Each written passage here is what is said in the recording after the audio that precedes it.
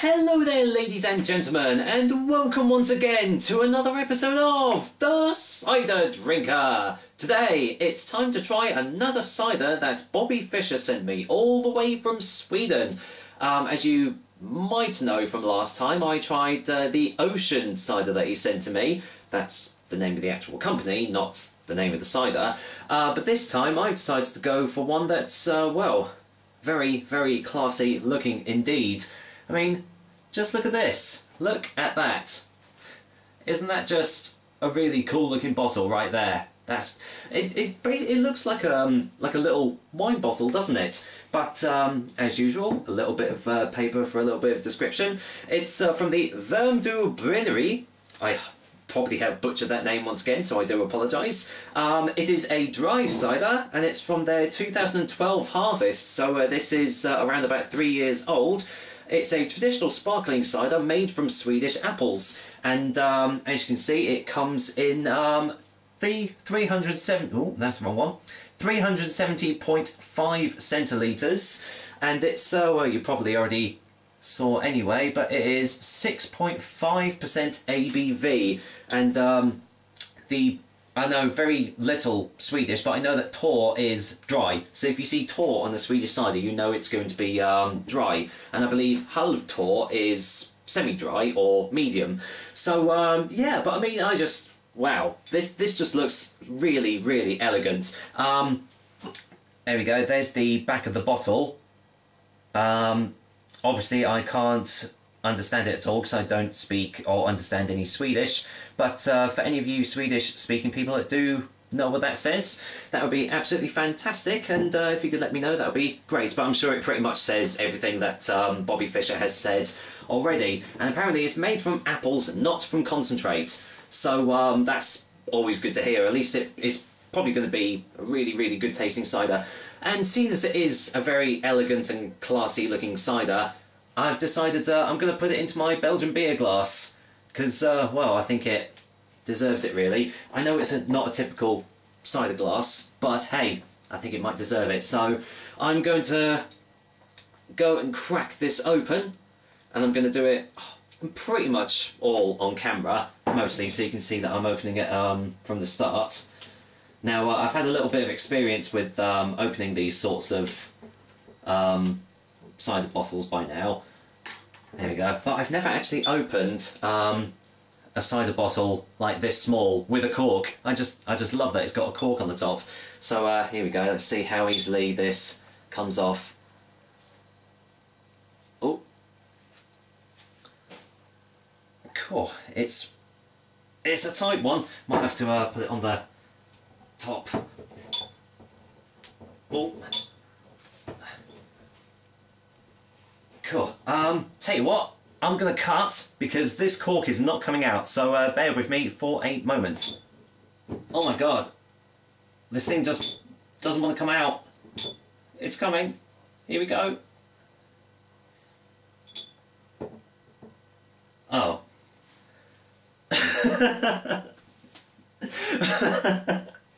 Oh my god, that was the most anticlimactic pop ever. Sorry, I'm leaving this in. This is kind of like an outtake, really, but there was no pop. As you can see, the cork is out, and there was no pop at all. Yeah, okay, I was expecting this really massive explosion, and it didn't happen, but I can see the carbonation going on, so it is definitely fizzy and everything, but yeah, obviously not carbonated enough to give it a... or maybe it just doesn't happen in small bottles, but anyway... Enough of that, let's go in for the whiff test, shall we? Oh, wow. Oh, very, aromatic, very floral, it kind of makes me picture, like, just walking along in a field and you get all those, like, fresh in spring with all the, blossoms coming out. Yeah, it's got a very, very floral, aroma. Getting a slight touch of red fruits on the nose as well. But it smells almost champagne-like too.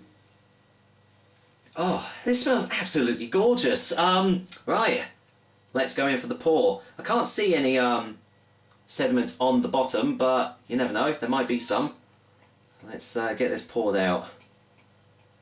While I'm doing this, I'll say thank you very much, Bobby Fischer, once again, for sending me this fantastic looking cider. Wow.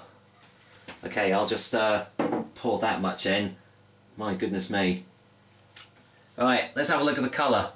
Look at that. Absolutely gorgeous looking, wouldn't you say? Lightly carbonated, but I mean, very golden. Lovely light colour, as you can see. That looks absolutely fantastic.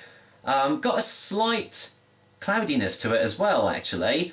Yeah, that just looks absolutely amazing. So, do we get any more smells off the glass? Oh, it's really smelling like a fine champagne now. Got that, yeah, just that slight yeasty aroma that some champagnes give out. But you've still got that really lovely aromatic floral scent as well. It does smell a bit, you know, you can smell the dryness. I mean, if this was like a, you know, a dry champagne or anything. Oh, that just smells absolutely lovely. I could just smell this all day. But it's got to be drunk as well, hasn't it? So I'm going to go straight in. So, clink. Cheers, guys, and thank you very much once again, Bobby Fischer, for sending me Värmdö Bränneri's dry cider. Cheers.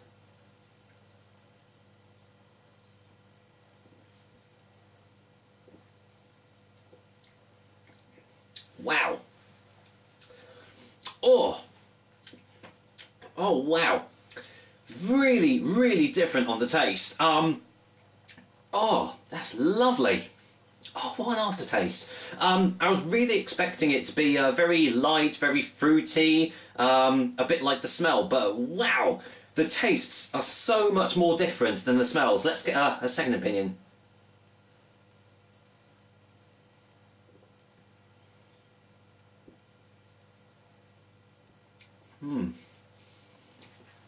It's quite acidic on the initial taste, but that kind of mellows out. Comes almost like a smooth, medium sort of cider, but you've got that real astringency that keeps it like a really, really dry texture. Very, very biscuity aftertaste. I don't know whether that is to do with the yeasts that have gone, that have been made. You know, this cider's been made with, but that just wow. That aftertaste is just incredible, because I've had some like biscuity sort of aftertaste before, but this one just is jam-packed with biscuity aftertastes, like I've just had a whole pack of digestive biscuits. That's absolutely amazing. Actually, it kind of tastes more like a shortbread sort of biscuit. Let's get another one.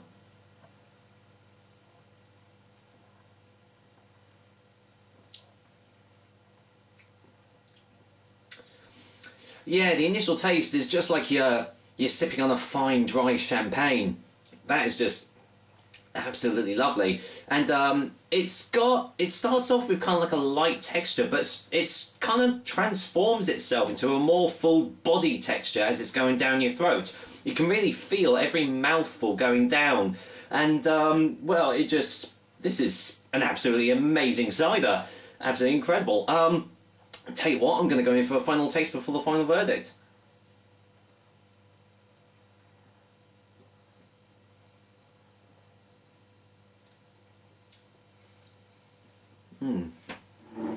You are still getting that slight floral, grassy taste as well, just in the undertones of all the tastes, which just really complements all the complexity of this cider really, really well.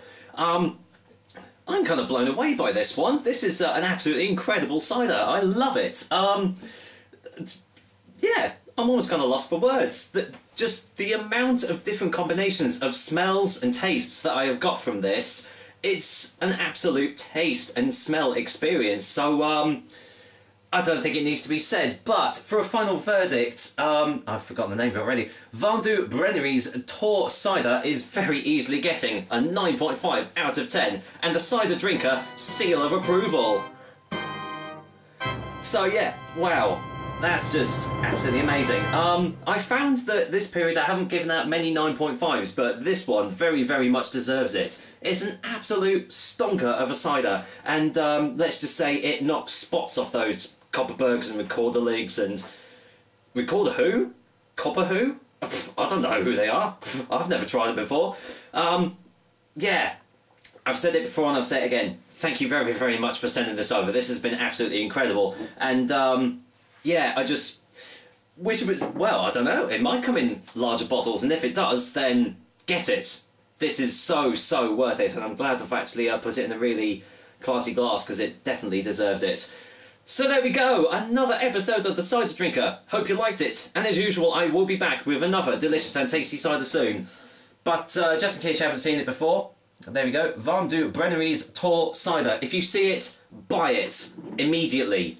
You are absolutely gonna love this, especially if you love your dry ciders. It's an absolute stonker. So, well, I'm gonna finish it off, as usual. Take care, guys. Until next time.